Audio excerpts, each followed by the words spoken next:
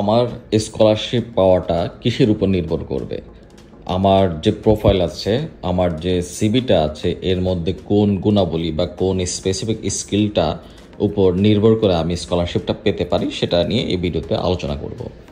প্রথমত আমাদের একটা সবচেয়ে বড় ভুল করে থাকে আমাদের ছেলেমেয়েরা, যে ওরা অনেকেই ভাবে যে আইএলটিএস স্কোরটা অনেক বেশি হলে স্কলারশিপ পাওয়ার পরিমাণটা বেড়ে যাবে।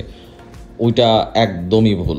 যে আপনি আইএলটিএসে যদি ৮ বা ৯ও পান, তারপরও এটা আপনার স্কলারশিপ পাওয়ার ক্ষেত্রে ভূমিকা পালন করবে না। আবার অনেকে মনে করে যে আমি সিজিপিএ যদি অনেক বেশি পাই তাহলে আমার স্কলারশিপ পাওয়ার পরিমাণও বেড়ে যাবে।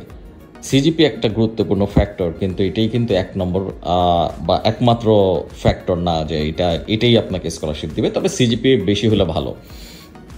নর্মালি যেটা হয় যে আপনারা যখন মাস্টার্স বা পিএইচডি অ্যাপ্লিকেশন করবেন, তখন প্রফেসররা এবং অ্যাডমিশন কমিটি দেখে যে আসলে আপনি মানে বিদেশে এসে যে আপনি 2 বছর মাস্টার্স করবেন বা 4-5 বছর পিএইচডি করবেন, এইটা করার মতো আপনার যোগ্যতা আছে কিনা। মানে 2 বছরের মাস্টার্স বা 5 বছরের পিএইচডি, এটা কিন্তু একটা লং টার্ম কমিটমেন্ট। আপনি এই কমিটমেন্টটা ধরে রাখতে পারবেন কিনা। অনেকে আছে যে শুরু করে পড়াশোনা কিন্তু শেষ করতে পারে না, শেষ না করে নিজের দেশে চলে যায়। তো সেই ক্ষেত্রে ওরা দেখে আপনি যখন অ্যাপ্লিকেশন সাবমিট করবেন আপনার কি কি আছে, কি কি যোগ্যতা আছে। তো সেই ক্ষেত্রে আপনার সিজিপি যদি কমও হয় বা আপনার যদি বিভিন্ন ক্ষেত্রে বিভিন্ন বিষয় প্রোফাইলে কোনো সমস্যাও থাকে, আপনি বিভিন্নভাবে কিন্তু আপনার যোগ্যতাটা আপনি ভালোভাবে শো করতে পারবেন। প্রথম প্রথম পয়েন্ট যে আপনি অ্যাপ্লিকেশন করতে যাচ্ছেন, আপনি কিন্তু সেই ক্ষেত্রে কিন্তু প্রায় সব ইউনিভার্সিটি কিন্তু আপনার মাস্টার্স বা পিএইচডির ক্ষেত্রে কিন্তু স্টেটমেন্ট অফ পারপাস অথবা পার্সোনাল ইন্টেনশন টাইপ কিছু পেপার ওরা চায়। তো এখানে আপনাকে লিখতে হবে যে আসলে আপনি কেন পড়াশোনা করতে যাচ্ছেন, আপনার কি ইচ্ছা, আপনার ক্যারিয়ার গোল কি এবং আপনার কি কি অর্জন আছে, সেটা সুন্দর করে ভালোভাবে প্রকাশ করতে হবে। আপনাকে নিজেকে মার্কেটিং করতে হবে, নিজেকে ভালোভাবে সেল করতে হবে অ্যাডমিশন কমিটির কাছে। হ্যাঁ, তারপর আপনার এটা গেল স্টেটমেন্ট অফ পারপাস। তারপর যে আপনি যে রিকমেন্ডেশন লেটার নিতে হয়, যে আপনি প্রফেসররা মানে আপনি যে অনার্স করেছেন, এখন আপনি মাস্টার্স বা পিএইচডির জন্য যাবেন, তো আপনি যে ইউনিভার্সিটি থেকে অনার্স করেছেন সেক্ষেত্রে আপনার প্রফেসরদের থেকে কিন্তু, বা প্রফেসর বলতে প্রফেসর, অ্যাসিস্ট্যান্ট প্রফেসর বা লেকচারার, তাদের থেকে কিন্তু রেকমেন্ডেশন লেটার নিতে হবে। তো ওই রেকমেন্ডেশন লেটারগুলোর কোয়ালিটি কেমন, মানে কপি পেস্ট বা দেখা গেছে যে র্যান্ডম একটা মানে ডিফল্ট এরকম রেফারেন্স লেটার দিয়ে দিলে কিন্তু এগুলো কিন্তু আপনার অ্যাপ্লিকেশনটা দুর্বল হয়ে যাবে। হ্যাঁ, আরেকটা ইম্পর্টেন্ট বিষয় হলো যে আপনার অভিজ্ঞতা। হ্যাঁ, এটা আপনার রিসার্চ এক্সপিরিয়েন্স হইতে পারে অথবা রেলেভেন্ট ওয়ার্ক এক্সপিরিয়েন্স হইতে পারে।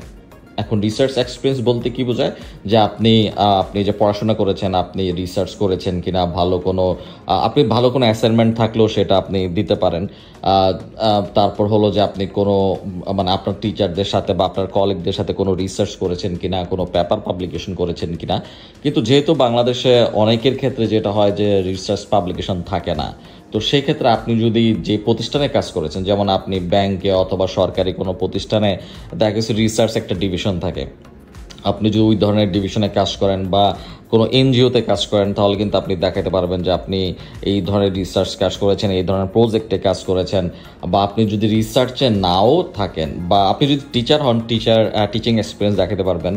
আর আপনি যদি একদম রিসার্চ রিলেটেড না কাজ করে থাকেন, বা আপনি ধরুন প্রাইভেট প্রতিষ্ঠানে কাজ করেছেন বা ব্যাংকে কাজ করেছেন, তাহলে বিশেষ করে যারা মানে বিজনেসে অথবা ইকোনমিক্স ডিপার্টমেন্টে আবেদন করতে চাবেন, তারা কিন্তু আপনার ব্যাংকের এক্সপিরিয়েন্সটা কিন্তু রিলেভেন্ট ওয়ার্ক এক্সপিরিয়েন্স। হ্যাঁ, তো আপনি কিন্তু বা প্রাইভেট অর্গানাইজেশন যে কাজ করেছেন সেগুলো কিন্তু রিলেভেন্ট ওয়ার্ক এক্সপিরিয়েন্স। তো আপনি কিন্তু এই ওয়ার্ক এক্সপিরিয়েন্সের মাধ্যমে কিন্তু স্কলারশিপটা মানে এই ওয়ার্ক এক্সপিরিয়েন্সটা কিন্তু আপনার স্কলারশিপ এনে দিতে কিন্তু অনেক আপনাকে সাপোর্ট করবে। তো আপনি যে জিনিসটা করবেন, আপনি যখন অ্যাপ্লিকেশন করবেন, আপনি প্রথমে খুব ভালো একটা স্টেটমেন্ট অফ পারপাস লিখবেন, এবং স্টেটমেন্ট অফ পারপাস লেখার সাথে সাথে আপনি কিন্তু আবার চেক করবেন যে কোনো গ্রামাটিক্যাল বা স্পেলিং মিস্টেক আছে কিনা। আপনার ভালো একটা স্টেটমেন্ট অফ পারপাস লিখছেন কিন্তু গ্রামাটিক্যাল ভুল আছে, প্রফেসররা ঠিকমতো পড়ে বুঝবে না, বা স্পেলিং এরর আছে, তাহলে বুঝবে যে আপনি একটা ভালো ক্যান্ডিডেট না। তো সেই ক্ষেত্রে আপনারা ভালোভাবে এটা লিখবেন, কোনো রকমের যাতে কোনো মিস্টেক না থাকে। দরকার হলে প্রফেশনাল অথবা পরিচিত বড় ভাইদের থেকে বা টিচারদের থেকে চেক করে নেবেন। আর দ্বিতীয়ত সময় নিয়ে অ্যাপ্লিকেশন করবেন। অনেকেই আছে শেষ টাইমে অ্যাপ্লিকেশন করে। আপনাদেরকে আরেকটা ইম্পর্টেন্ট টিপস দিই যে স্কলারশিপ পাওয়ার একটা মানে খুব ইম্পর্টেন্ট এবং ইউনিক একটা উপায় হলো আগে অ্যাপ্লিকেশন করা। এটা আমাদের অনেকেই জানে না যে আপনি যদি আগে অ্যাপ্লিকেশন করেন তাহলে আপনার স্কলারশিপ পাওয়ার সম্ভাবনা বেড়ে যাবে দুইটা কারণে। প্রথম কথা হলো কিছু স্কলারশিপ আছে, বাড়তি কিছু স্কলারশিপ আছে যেটা ডেডলাইন আগে থাকে। সো আপনি আগে স্কলারশিপে আবেদন করলে সেই সকল আগে অ্যাপ্লিকেশন করলে আগে ওই সকল স্কলারশিপে আপনি আবেদন করতে পারবেন, অথবা কনসিডারেশন আপনার জন্য করা হবে, যেহেতু আপনি আগে অ্যাপ্লিকেশন করছেন, আপনারটা অলরেডি ওরা কি রিভিউ করে ফেলছে। দ্বিতীয় কথা হলো যে শেষের দিকে আমাদের অনেক স্টুডেন্ট শেষের দিকে অ্যাপ্লিকেশন করে। তো শেষের দিকে অ্যাপ্লিকেশন করতে যেটা হয় যে তালগোল পাকিয়ে ফেলে, কাগজপত্র ঠিকমতো রিভিউ করে না, চেক করায় না।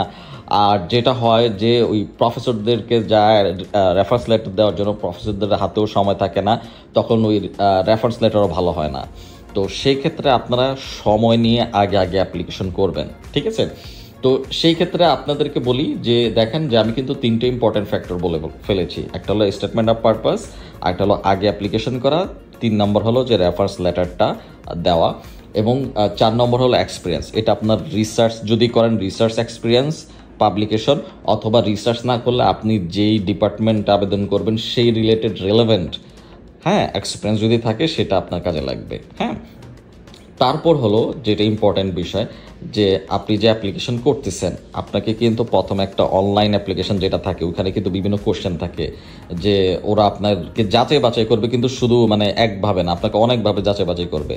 তো সেই অ্যাপ্লিকেশনের কোশ্চেনগুলো যেমন ওরা কিন্তু ওপেন এন্ডেড মানে বড় বড় কোশ্চেন দেয়। তো আপনি যে বড় বড় উত্তর দিবেন অবশ্যই সুন্দর করে আপনার ক্যারিয়ার এবং আপনার যোগ্যতা অনুযায়ী সব কিছু ডিটেল রিসার্চ করে সেই সকল প্রশ্নের উত্তর দিবেন। অবশ্যই অ্যাপ্লিকেশন করার সময় নিয়ে বসে অ্যাপ্লিকেশন করবেন, সেটা আপনার অ্যাপ্লিকেশনের কোয়ালিটি বৃদ্ধিতে সাপোর্ট করবে, ঠিক আছে? আর যেটা বলতেছিলাম যে আইএলটিএস এর বিষয়, আইএলটিএসটাও আগে প্রিপারেশন নেন, আইএলটিএসটাও আগে দেন।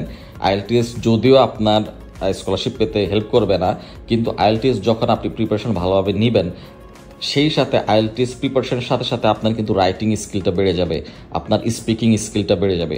সো আপনি যদি আইএলটিএসটা ভালোভাবে প্রিপারেশন নিতে পারেন তাহলে আপনার কিন্তু ওই অ্যাপ্লিকেশন লেখার, এবং যদি কোনো কারণে যদি প্রফেসর কিন্তু মাঝে মধ্যে যেটা হয় যে ইন্টারভিউ নেয়, তো প্রফেসরের ইন্টারভিউতে কিন্তু আপনি ভালোভাবে ইংলিশে কথা বলতে পারবেন, তো প্রফেসরও আপনার প্রতি স্যাটিসফাইড থাকবে। তো প্রফেসরদের সাথে কমিউনিকেশনের জন্য যেটা করা লাগে আমাদেরকে আগে ইমেল করা লাগে।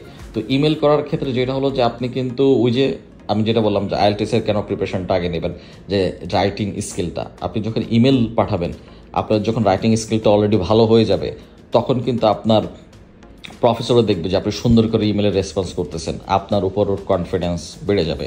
আপনাকে যে প্রফেসর ইমেলের মাধ্যমে যে আপনাকে ভালোভাবে চিনবে, এবং আপনার প্রফেসর কিন্তু অ্যাডমিশন কমিটিতে বলবে যে এই স্টুডেন্টটা কোয়ালিফাইড, তার একটা কনফিডেন্স লাগবে। তো সেই ক্ষেত্রে ইংলিশের দক্ষতাটা এটা অ্যাপ্লিকেশন করার সাথে সাথে এবং আগ থেকে শুরু করবে এবং সাথে সাথে ডেভেলপ করতে থাকবে।